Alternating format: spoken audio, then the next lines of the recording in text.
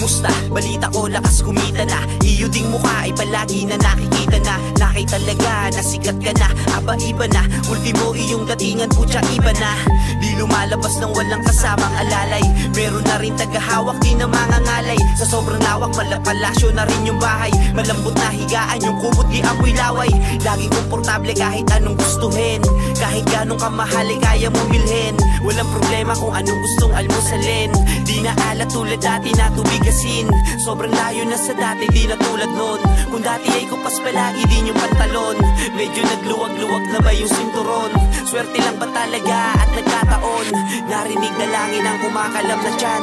Nung hindi pa kilala, tangi siya pa lang. Nung ika'y nasa baba at wala pa dyan. Malinis lamang ang hangarin at kapakanan. Laging unang iniisip muna ay iba. Laging okay lang sa'yo kung ano matira. Di marunong na manggamit at mangumpara. Pero bakit ngayon ay ibang-iba ka na? Tila hindi ka na rin makalingon. Nung nakaahon mula sa iyong pagkabaon. Tablado na sa'yo, mga kasama nun.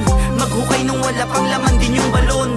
Kakasulat sa papel, binago kapalaran. Makasugat kasi mga letra at tugmaan. Niyakap ng marami at kanilang hinangaan. Sa sobrang taas ng lipad, hindi mo na malayan. Umabot ka na sa sukdulan at limitasyon.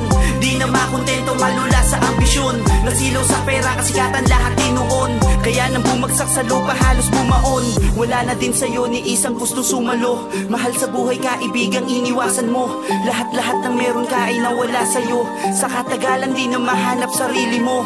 Sino na ngayon ang pwede mo na malapitan? Walang iba kundi pangalang iyong nalimutan. Ibinigay karangyaan, di mo pa iningatan. Makuha lang mga gusto, daming inaapakan. Para sa mga ninanais na mahawakan.